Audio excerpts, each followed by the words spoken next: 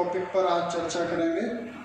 तो आज का टॉपिक है हमारा ट्रांसफार्मर की दक्षता, यानी ट्रांसफार्मर का एफिशिएंसी क्या होता है, यानी ट्रांसफार्मर की दक्षता क्या होती है। प्रत्येक जो मशीनरी होती है सभी की दक्षता होती है। दक्षता से मतलब ये होता है कि हमने इनपुट कितना किया और हमें उसने आउटपुट कितना किया। जैसे हमने उसको 2 इनपुट किया और 2 ही उसने हमें आउटपुट कर दिया, तो इसकी दक्षता जो कहलाती है वो 100% कहलाती है। यानी बीच में जो मशीन है उसने कोई लॉसेस नहीं किया। लेकिन टेक्निकल में क्या होता है, कोई भी मशीन हो 100% दक्षता होना संभव नहीं होता, यानी उस मशीन में कुछ ना कुछ लॉसेस होते हैं। इसको आप ऐसे भी समझ सकते हो कि हमने साइकिल चला रहा है, जैसे तो साइकिल में हमने जितना बल लगाया, पेडल घुमाया, तो उतना बल पहिए पे नहीं जाएगा, कुछ परसेंट क्या होता है चेन में व्यर्थ हो जाएगा।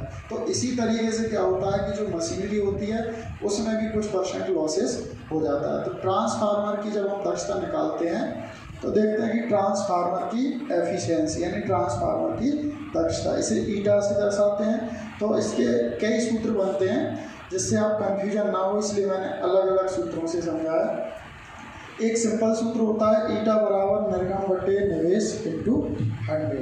यदि हम इसको परसेंट में लेंगे तो यहाँ पे 100 लगा देंगे, यानी निर्गम का मतलब हमने जैसे 25 kVA दिया और आउटपुट में इसने अगर 24 दे दिया तो 1 kVA का इसमें लॉसेस हो गया जो है, ठीक है।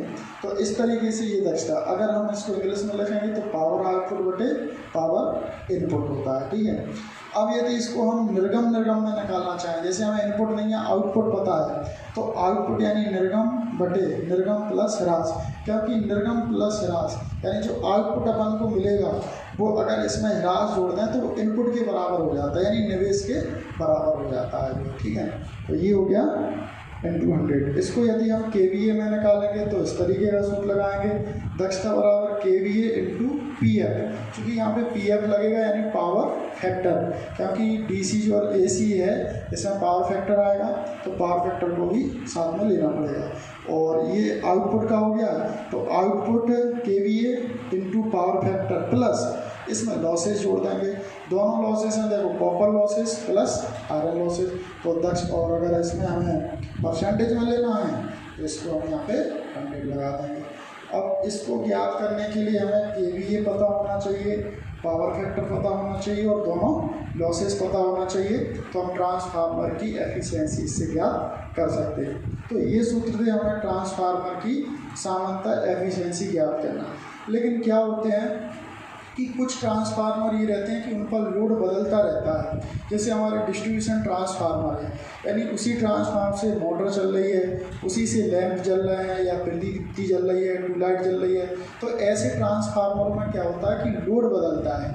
जैसे आप अपने घरों पे जो कॉलोनियों में ट्रांसफार्मर लगे हैं उनको देखें, तो उनमें क्या होता है, जैसे हमारा जो पीक वैल्यू होता है, यानी उनका जो सबसे ज़्यादा लोड होता है वो समय पीक वैल्यू कहलाती है, और वो समय होता है हमारा शाम के 6 बजे से लेकर रात के 10 बजे तक, उसको हम पीक वैल्यू कहते हैं। क्यों कहते हैं? क्योंकि इस समय सभी घरेलू उपकरण चलते हैं ज़्यादातर, और सभी घर के व्यक्ति अपने अपने उपकरणों को चलाते हैं। तो देखो इस समय लोड बहुत ज़्यादा है, तो ऐसी कंडीशन में क्या होगा कि कॉपर लॉस बहुत ज़्यादा होगा 6 बजे से 10 बजे तक। लेकिन 10 बजे के बाद हम सारे उपकरण धीरे धीरे व्यक्ति घरेलू उपकरण बंद करना चालू कर देते हैं, यानी ट्रांसफार्मर नो लोड पे पहुंचने लगता है, यानी बहुत ही कम लोड होता है। तो देखो ऐसी कंडीशन में क्या होगा, कॉपर लॉसेस बहुत कम हो जाएगा क्योंकि लोड कम हो गया।